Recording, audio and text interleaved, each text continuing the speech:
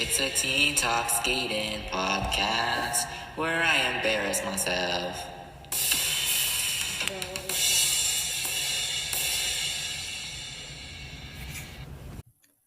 Hello, and welcome to episode number 66 of a Teen Talk Skating podcast.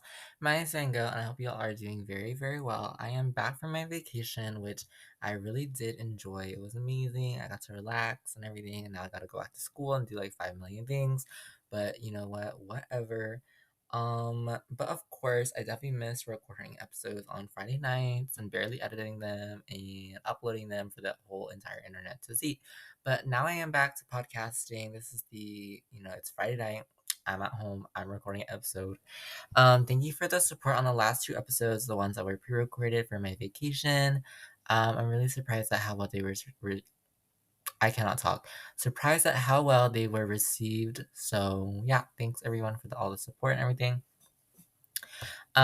Today we definitely have a ton to talk about, so I guess I should get a little bit of a move on and get to the program of the week. And I really do love this program of the week, so catch you on the flip-flop. Catch you on the flip side. I don't know, whatever. Program of the week. Let's hear the theme song. It's fun. No, it isn't.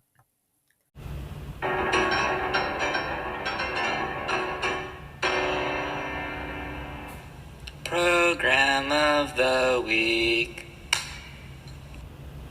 So for the program of the week this week, honestly, like there's more things to say about this program than there isn't, if that makes sense. Like there's so many things to say about this program that I do not know exactly like where to start because it is so unique. It is so like it's so passionate without being energetic, if that makes sense. Like you can tell that it's passionate. And that program is Caroline Green and Michael Parsons, their free dance at the 2022 Four Continents, which is set to music by oh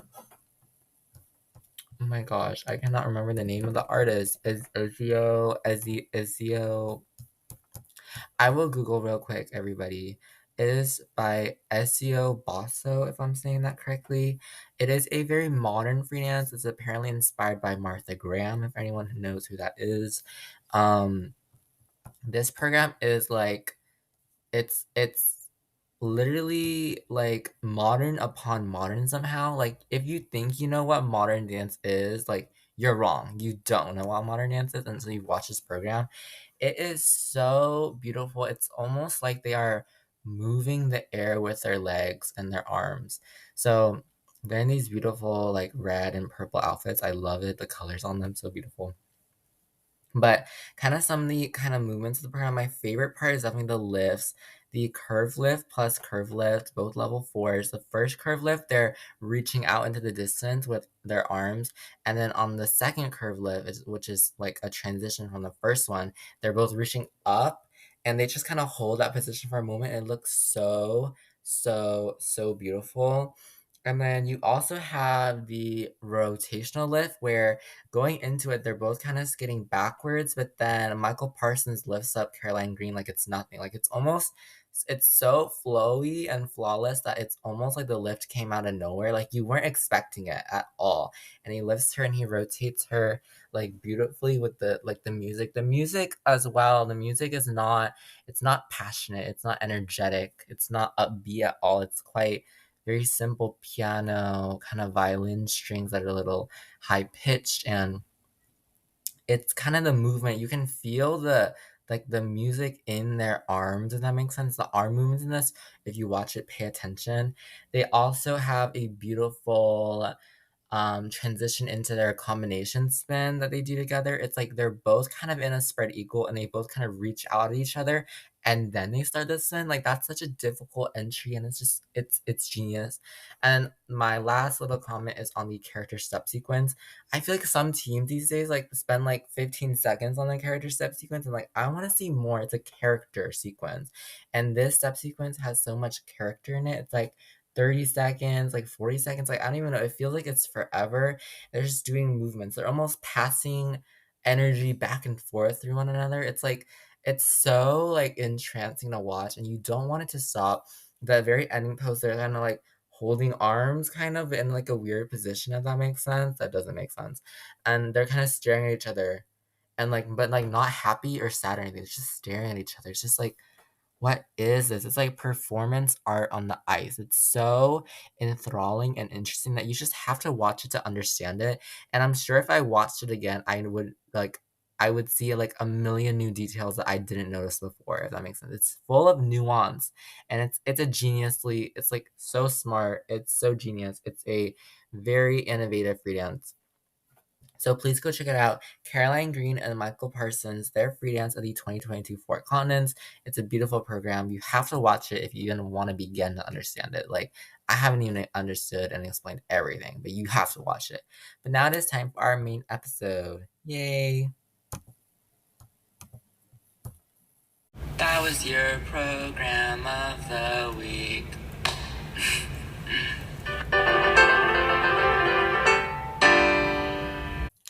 Okay, so about 2 weeks ago was the World Team Trophy for 2025. I was gonna, of course, discuss the results last week if I was kind of on a normal schedule, but of course, I was on vacation, and so I didn't have the time to record a podcast episode or really get that like recorded and uploaded to discuss and explain all the results that happened. But do not fret because that is what we're going to talk about today. The World Team Trophy, it's the very last major competition of the entire season. It's now over. A lot of people are very yay about it. A lot of people are nay. I think a lot of people are yay because they are tired of figure skating at this point. They're like, oh my god, this whole season was crazy. But also some people are definitely like, nay, like we want figure skating to continue through the summer. So depends on how you feel. Definitely mixed opinions. I kind of see both. Like, of course, I'm like really stressed with school and everything, getting these episodes out and everything. And so, like, maybe I am a little bit yay that competitions are over and now I can kind of just do whatever the heck I want. I don't have to follow the season schedule. But at the same time, like, I need new results. I want to analyze new results so bad. But, like, it's fine. We have until, like, September. We can all survive. That's only, like, 4 months. That's a lot of time. Anyway, the World Team Trophy is, kind of an important competition. I already discussed this in the preview episode, so I'm gonna go over it briefly again because I've discussed it already in the past. But the World Team Trophy 2025 is the last chance for skaters to really show what they have leading up to next season. Of course, it does not include all skaters because it is just the top 6 countries in figure skating, so you won't get countries or individual skaters that are like really good that are from maybe smaller countries, but you will get a good amount of skaters who are very well known, prominent, and are potential medal hopes for big competitions like the Olympics next year. And of course, it is the World Team Trophy after all, so it is a super important competition concerning the results of the team event at the Olympics next year and how that will work out. And so, I feel like the World Team Trophy is a relatively good indicator of where the team event's going next year. Of course, it is not definite at all, but it is still a good indicator. So that's why it's really important that I'm going to analyze and look at these results and get my analysis of it. So, I like to review kind of the overall competition. It was definitely a last hurrah. I feel like all of these skaters were probably like super exhausted, but I'm super proud of all of them. I feel like a lot of them put out some of the best performances they could of the whole season, even though it was at the very end. Performing in April is probably not that fun. Because it is kind of a fun, not one off, it is a like repeating event, but because it's kind of like a very fun event to end the season. I loved how the teams kind of brought that fun. I love that they did those little team intros at the beginning of the event. Team USA did like a fake baseball like game. Like I don't even know. It was great. The different creativity they came up with is so much fun to see all the props. They decorated each of the kissing cries, which I always also loved. Each country was really great. Like Georgia had pillows of Georgian food, if that makes sense, like plushie of Georgian food, and it was like super cute. France was good. They had like animal onesies, I guess, and then was it who was it? I think it was Evgenia Lopareva. She was in like a Pikachu outfit, and I was just like, that's so amazing. And I think Adam Chamfa was something I can't remember. He was also in an outfit, and then Kevin Amos was in like a schoolgirl outfit, if that makes sense. It was so much fun. Team France, they have the best spirit in my opinion. Sorry. So yeah, great team spirit, just great vibes in the arena. The teams cheering on each other was great to see, and the audience in Japan is obviously always great, as it always will be. But moving on to the actual competition analysis. Now, obviously, this is a different type of competition, so it will be different kind of style of analysis than I have in the past.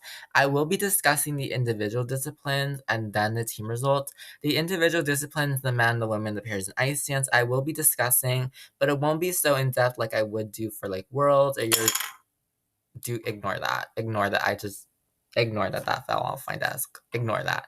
But usually at Worlds, European sport continents, I would do a more detailed result of each discipline and like what I liked about them and the men and the women, whatever.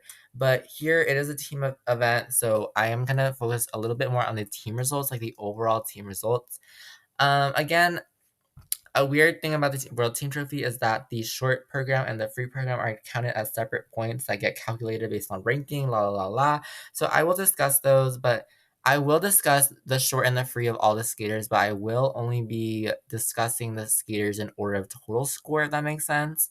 So while a skater may have been like sixth in the short program, and they got 10th in overall score, I will be discussing them third because it's 12th, 11th, 10th. I don't know. It makes sense. Okay.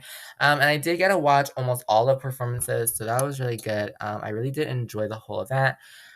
Okay, let's start off before I get a little too talkative. First off is the men's event. I mean, it was a men's competition, so like, what do you really expect? I think a lot of these men were absolutely exhausted, probably.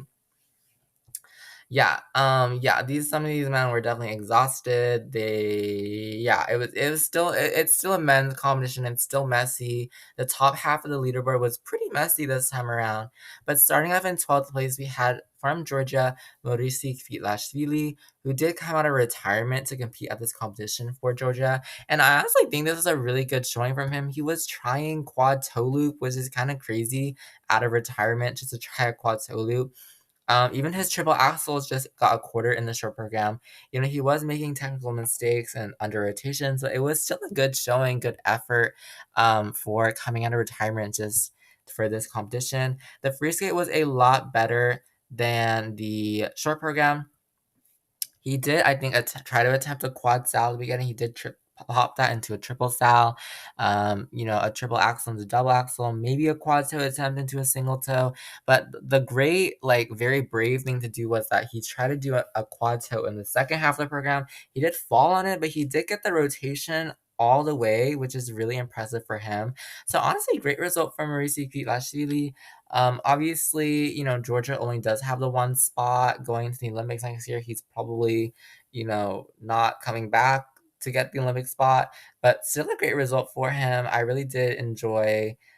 We haven't seen him forever, so it's great to see him. It's great to see them. It's great to see these people. I just said that.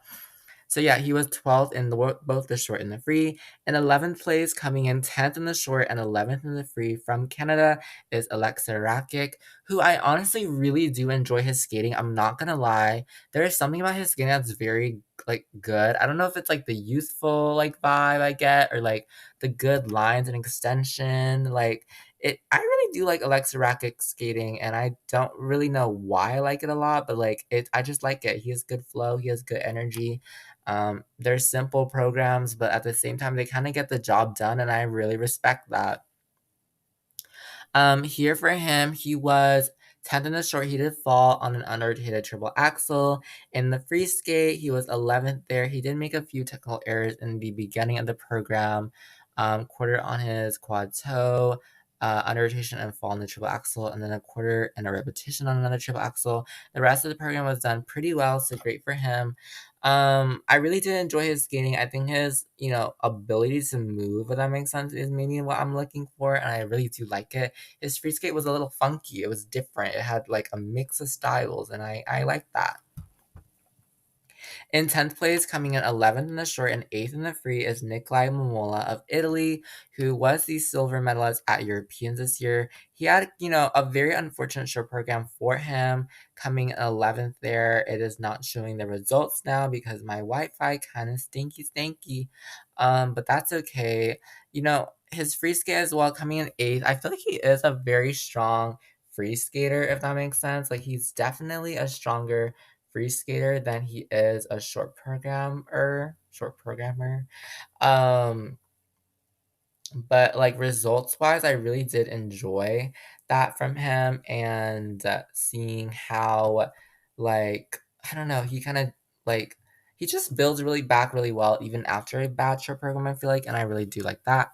In ninth place, also from Georgia, we had in 8th place at the short, 10th place after the free, we had Nika Igadze of Georgia, who, is really the technical powerhouse for sure. I think just technically here, the consistency part didn't work out so well for him, but that's okay. And, you know, he is still quite a young star. Oh my god, my throat hurts. Um, uh, my throat hurts, guys. But what am I saying at this point? I don't know. But yeah, good job for Nikki Gatsay. Nice place. Great job. In 8th place is Roman Sadowski. He was ninth in the short, ninth in the free from Canada. This was an okay result for Roman. Not his best skating this season, but not his worst skating.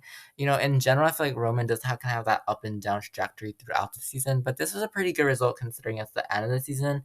What I'm hoping for to see from Roman Sadowski is like, I just believe in Roman Sadowski so much, and it's just, like, I need him to, like I don't know, I want him to get, like, a big, like, career break, if that makes sense, like, a big breakthrough, like, top 10 in the world or, like, really good result in one competition or something.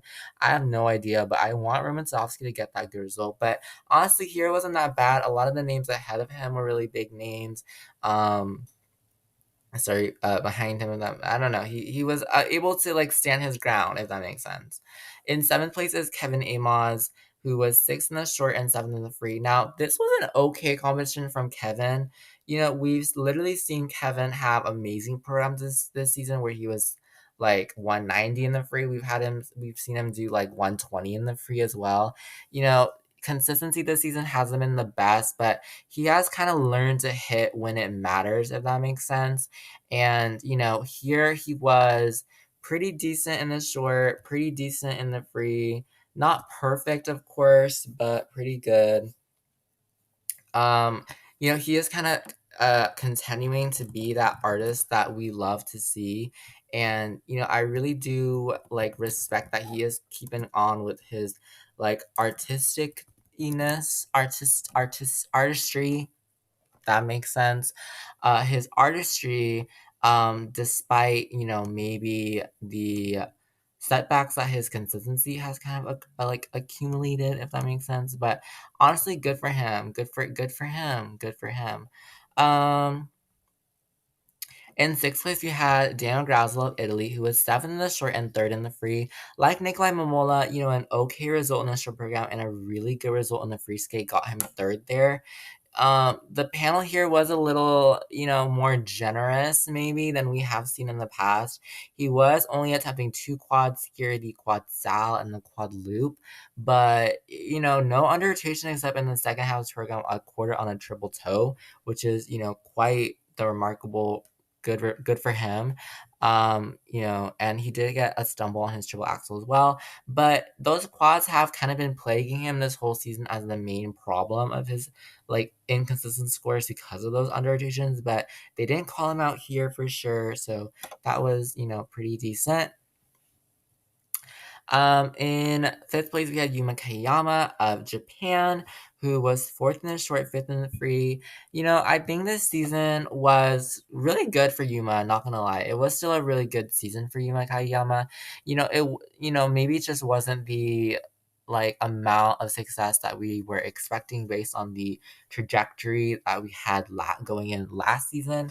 Going in bronze at Worlds, and maybe he could have threatened for the gold, but plenty of other good results as well. Just not the utmost best season. He is kind of coming into his artistic self maybe, and I feel like the technical side is really good as well when it's on. Here he did unfortunately fall on 2 quad attempts in the free, the quad flip and the quad sal. He did have a stumble on the quad toe. He got the rest of the program done cleanly, which is something to really appreciate about his skating.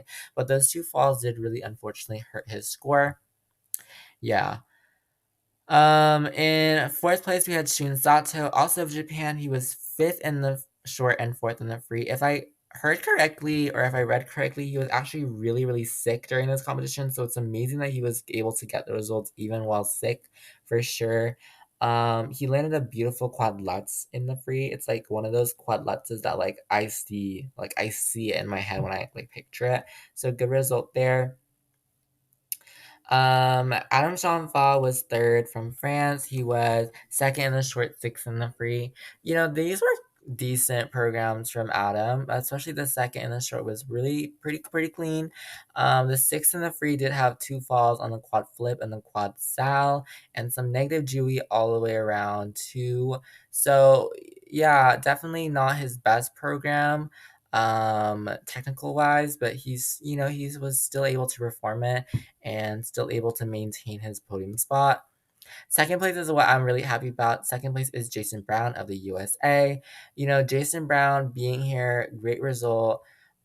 He got everything done clean basically, except a triple sal popped into a single sal in the free, which I was kind of unhappy about.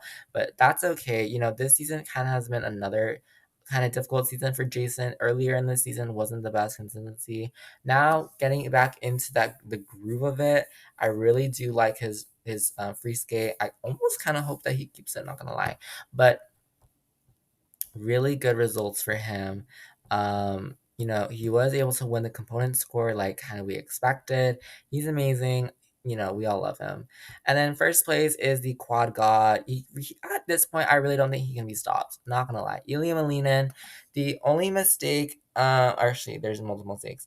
Sorry. He did pop a quad sal into a double sal in this program. And then was not going. He wasn't going for all of the seven quads like he was crazy to have to do at World and stuff. He did have a big stumble on the quad Les Euler triple sal, and then a slight pop on the double flip triple axle, and he did fall on a spin at the very end, which is a little strange, but recovered quite well. So good results for Liam Malinin for sure. Not his best performance this season, but still a good performance. And you know, definitely he was definitely tired. I feel like that was kind of like, ugh, this is the end of the season. We cannot do this anymore. And I agree. I agree. Okay, for the women, this was such a good competition. I was so glad to see so many of the women perform their best here, especially at the end of the season where it's like so difficult. But this was such a good season for or competition for the women here. In 12th place, we had Alina Urshadze of Georgia, who again is like Marisi Kilashvili, came out of retirement to compete at this competition. I loved her programs. I especially loved her free skate. Her ABBA free skate was really good. It was really energetic. She was moving. She was fun. It was like, hey, it's kind of fun to be back on the ice competing in front of all these people. Good results for her. In 11th place from Italy, we had Anna Pizzetta, who was ninth in the short and 11th in the free. Ninth in the short, she had an amazing triple toe combination there. It flew, like actually flew. She was the Firebird for sure in that program. 11th in the free, a little unfortunate that first half of her program. Set to Avatar, I believe, was not the best technically. A couple falls, couple pops, but still good. Good results. I really do think that she's one of those young up and coming skaters that we will see kind of blossom after these next Olympic cycle and everything. In 10th place from Canada, we had Sarah Maud Dupuis, who had a clean short, I believe, and I do feel like she should have gotten a higher score for her short program. But then in the free skate, unfortunate, she did pop a triple loop. She fell in the triple flip, and then she popped the triple doublets and then the double sal, unfortunately. But a good fight for her, and I am again a skater who I really discovered a little bit more this season, and I want to see more of her. In ninth place, we had Leah Serna of France, who I believe was a little bit injured coming into this competition, but still put up a good fight. 11th in the short program and ninth in the free. She wasn't competing maybe with the technical she wasn't competing with maybe the technical jumps that she would normally do. But still pretty good. I'm hoping that she can recover from her injuries because I really do like her skating. Not gonna lie, I really do find something charming about her skating. The choreography of her short program is so beautiful. I really love it. I think Gabriella Papadakis is it, so that's probably why I like it. So yeah, and then in eighth place, wait, no, not in eighth place. In ninth, no, in eighth place. Yeah, in eighth place, also France, we had Lorraine Shields, who was eighth in both programs. Good result for her. And then free, she did pop a triple flip into a single flip, but that was her only like huge mistake. Again, I feel like she is kind of the one expected to take the French Olympic spot. So this was a pretty good performance to get her up there. Would like to work a little bit on the consistency here and there, but you know, she's been top 10 at Europeans. I think she really has that repertoire going for her. In seventh place from Canada, we had Madeline Skeesis, who was sixth in the short program and seventh in the free skate. That free skate was kind of a work of nature. It was kind of flippy and kind of freaky. Normally she does a triple lutz, triple toe at the beginning of her program. She was a little forward on the landing of the triple lutz, so she went ahead and did a triple flip, triple toe instead, which is literally amazing just to like improvise on the spot to do a triple right then and there. It's kind of crazy, but she does it because she's kind of crazy. She did pop a couple of double axles at the end and two single axles, but did not affect her way too much. And you know, good results of her. I really do like her fight, and I feel like Malin sees has to fight. I like her butterfly levers a lot. I honestly hope she keeps it because it's a good program.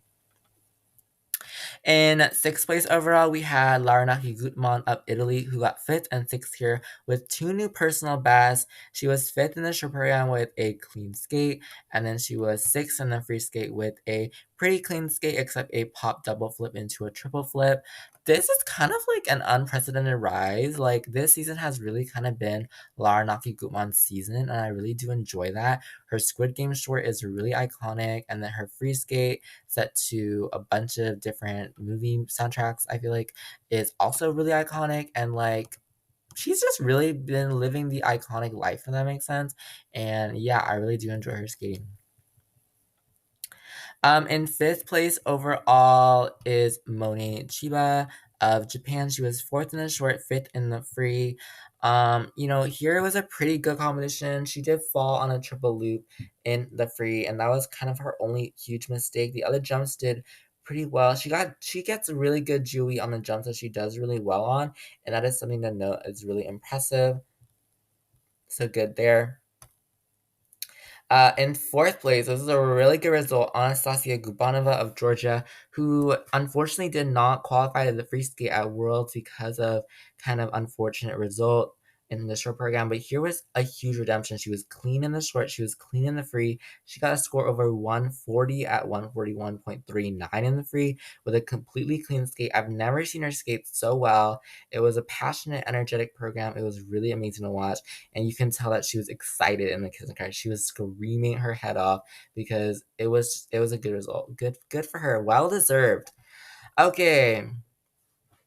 In third place is Amber Glenn, my favorite. You guys know it. USA represent. I don't know. She was seventh in the short. She did fall, unfortunately, on her triple axel in the short, and then she popped the triple flip, triple toe into a triple flip, double toe. But the reskate for Amber Glenn was like wow, Amber. Wow. She popped out everything. The triple axle, triple flip, triple toe, triple loop, double axle, double axle. The only mistake she had was a little bit pitched forward landing on the triple sal, but that was only a little bit negative Dewey. She had a score of 148.93. It was just amazing. If she had a clean short, she would have been first for sure. Like, what do you say about Amber Glenn? Okay, I love Amber Glenn, and I know she's had her struggles, but like, I believe in Amber like no one else does. I'm just saying that. Okay, and then second in the whole competition was Kari Sakamoto, who was second in the short, third in the free. You know, she did have a little three turn, I believe, in the combination in between, in the short.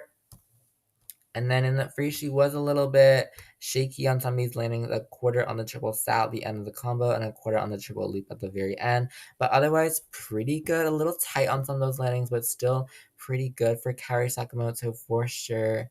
And then first place, I don't even know what to say, is Alyssa Liu of the USA. First in the short program, first in the free skate. clean skates overall. Alyssa Liu, like, I thought Worlds was a big surprise. I thought maybe she isn't going to be able to repeat those kind of performances, but honestly, this is amazing to watch Alyssa Liu's rise at this competition too, and it honestly might signal something that the rise of Alyssa Liu is here. Maybe this was Alyssa Liu's season after all. I have no idea, but Alyssa is so like, wow, wow, wow. That's really, oh, wow, wow. Yeah, good for you. Good, yeah. And that's how I kind of feel about Alyssa Liu. Yeah. Okay, pairs and ice dance, I'm gonna go by really, really quick, so you guys gotta like go watch out for it. Pairs is always fun to watch. I think it's an exciting competition between the top teams. It's honestly growing on me, but it kind of is still very terrifying, so maybe not. So maybe please help me. In sixth place, we have the Kovalevs from France. They were sixth in both programs. Pretty good. Their toxic short program was a little like interesting. Their free skate was like James Bond. It was also kind of interesting, like kind of funky vibes, but I liked it. Fifth place, we have USA, Efimova, Amy Trofana, who, maybe were unable to kind of repeat the same performance they had at Worlds, which was super amazing, but it was still a really good performance to watch from them. And I do hope that, they do continue as a pair together because I really do feel like there is something in their partnership I really like. It feels like they very much trust each other, if that makes sense. And they're a good partnership for sure. In fourth place, we had Salada Dudek and Deschamps. I think overall this season wasn't the cleanest or necessarily the most consistent for Salada Dudek and Deschamps. They were, pretty good in the free skate. The side by side jumps were the only element that kind of got them, but otherwise, pretty good results. They were the world champs last year, unable to get that title again this year, but still like reaching for that, I feel like, and I feel like they still have a huge chance at the Olympic podium, and I really do want them to get the Olympic podium because that'd be a huge story to tell.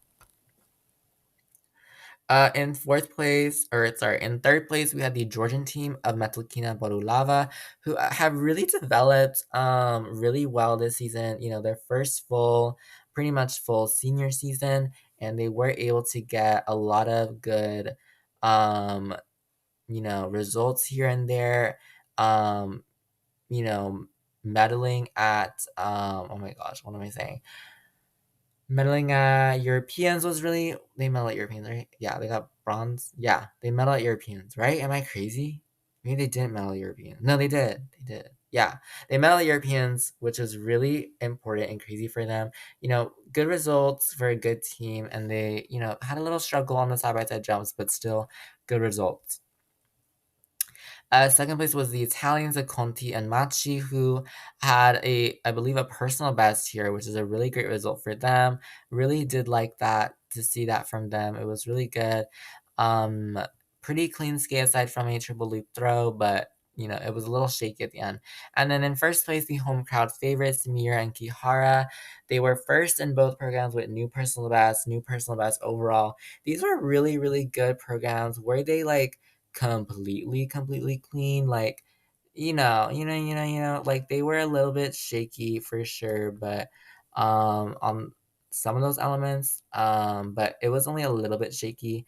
They did, make a mistake on their side by sides and slight mistake on their triple let's throw, but I think High Jui really gave them that personal best for sure. And then quickly, even quicker through the ice dance field. Ice dance, sixth place was Yoshida and Morita of Japan. They did have a fall in the rhythm dance, sorry, not the short program, in the rhythm dance, but they recovered well in the free skate. Fifth place was Davis and Smokeland of Georgia. They were fifth in the short, oh my god, fifth in the rhythm dance, fourth in the free skate. For fifth overall. In fourth place was Loporava and Brissot of France, who were fourth in the rhythm dance and fifth in the free dance. This was an interesting one for me. Like, I don't know what the judges have for Loboda and Bristow because sometimes I feel like they're pushing them and sometimes I feel like they're not.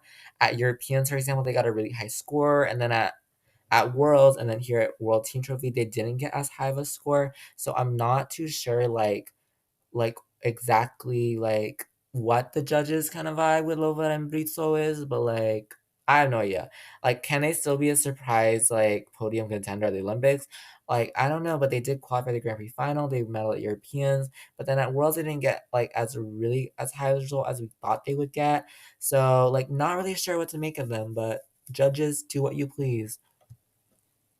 Third place is Guignard and Fabry of Italy, which is really good. You know, maybe again, not as high scores as they were hoping for, but they are a really good team and like they're good. They're good. And I love them a lot. So like I want them to get an Olympic medal at home. That'd be great. Second place was Gilles and Poirier of Canada. Really good results here. I believe they got season's best here as well. And technically they're really good. Artistically, they're really good. I hope they come up with something excellent next season for the Olympics. It'd be great to see. And then first is Chalk and Bates, the three-time world champs, five-time world champs. I don't even know at this point. They have a lot of world champ titles. Three? I don't even know. Two? Three? I don't know. But Chalk and Bates, the newlyweds, the favorites, etc. First in both programs here for first overall. Okay, last part that I want to go by really quick, not really quick, I want to go by in more detail. It's the overall team results and analysis. What does this mean for these teams, especially regarding the Olympic team event next year? The team event is about being good overall, not necessarily being good in just one or two disciplines. And that's why it's important to kind of look at these results and figure out what they kind of tell us. Um, Kind of in the grand scheme of things, if that makes sense. Because, these results are not like one and done. They're not like isolated results. Like these are results that we need to consider for um the Olympic season coming up and that team event that I keep on talking about that is super important. That is a medal event, people. So we gotta really, really, really emphasize it for sure. What is that? I don't know. Okay, never mind. In sixth place overall in team standings with 68 points was Georgia. It was a really great showing from Georgia in their debut at this event. It was, they were pretty close to fifth and fourth, and I think under maybe a little bit cleaner skates, they could have been fifth or fourth. Highlight, I really do feel like is Anastasia Gubanova coming in fourth in the women's event after even not even qualifying to the free skate at Worlds was really amazing for her. Really good result. Um, yeah, I honestly see them in that, top 5 in the team event next year at the Olympics. If you remember, if you recall the Olympics, the team event, the top 5 are the ones who qualify to the free skate segment of the whole event. But I really do think that Team Georgia has that potential, even though they were sixth here, that they can and they will be able to do that. Yeah. They really want to build stronger consistency. I think that will really guarantee their qualification. But as of right now, they're a pretty good team, and I feel like Team Georgia will be pretty good. In fifth place was Team Canada. It was really close results here between sixth place and fourth place, but Canada was right in the middle with fifth place.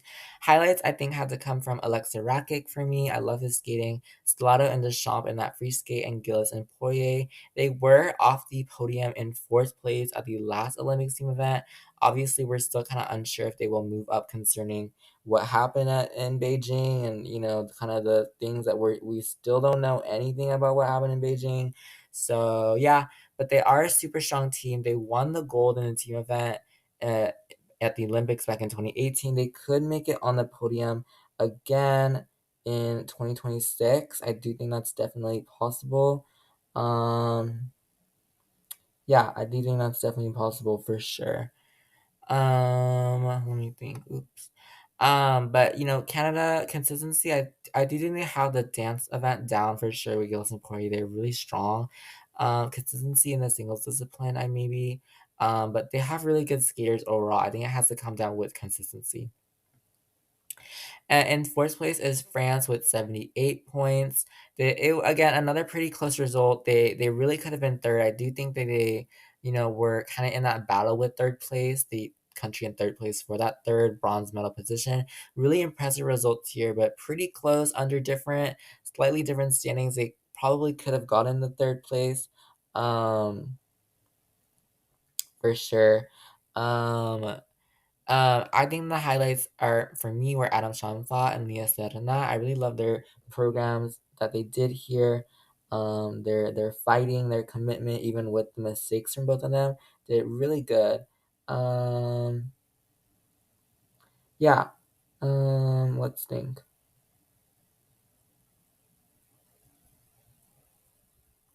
Yeah, good for France. And they have the best team spirit in my opinion too. So, extra good for them. In third place in with 86 points was Italy. They were in a stiff competition with France in fourth and somewhat Canada in fifth, but they pushed you to be the winners of that battle. The highlights for me have to come from Laura Naki Gutman and Conti and Machi. I would love I would love for them to win a medal next year at the team event at their home Olympics. It was a good competition here for them.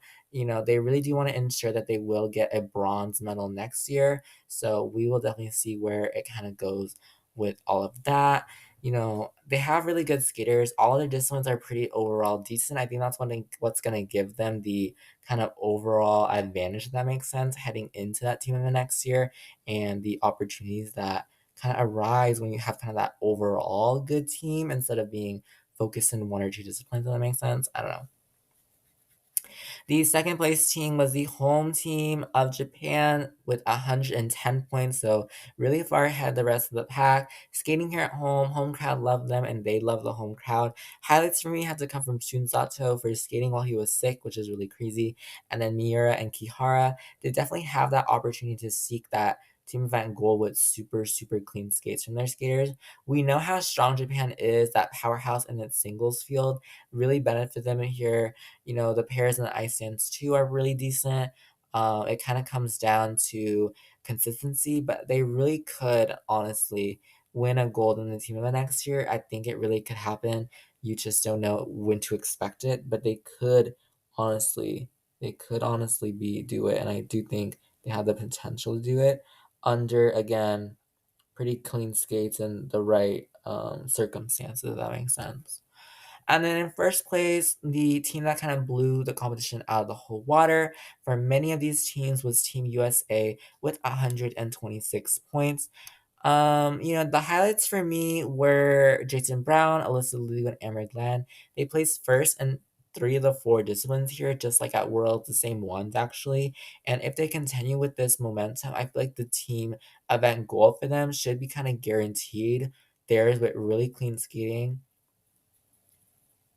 And, like, why is this the only time I'm kind of, like, very, like, patriotic about the US? Like, I have no idea why, but the World Team Trophy kinda gets me, like, patriotic, and I'm just like, "Yeah, Team USA for sure."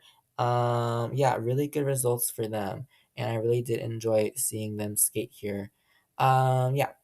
And good for them. So again, sixth place Georgia, fifth place Canada, fourth place was France, third place Italy, second place Japan, and first place USA. Um, yeah, and that was the World Team Trophy, and basically that was the end of the whole figure skating season. So thank you so much for coming along with this wild ride. This season has been absolutely crazy. I feel like there's so many unexpected things that I have to process still. Like I still haven't processed it at all. But like last season, I will be doing many episodes still related this season, even though the competitions are over. There will be kind of a season recap slash lessons learned, a costume review, my favorite programs, and other stuff like that. And that will cover most of the month of May as I have finals and super projects and 5 million things to do at school. But stay tuned for the next few episodes coming up. The season recap, costume review, favorite programs that I really love to do. I love to do programs or episodes like that kind of summarize the whole season and like make it make sense in my head and process it for me and for you guys. But thank you so much for listening to episode number what is it 66 episode number 66 of a Teen Talk Singing podcast. My name is Ango. I hope you enjoyed as I talked and ranted about the results of the World Team Trophy. I'll see you next week with some random episode related to the whole season, and bye bye.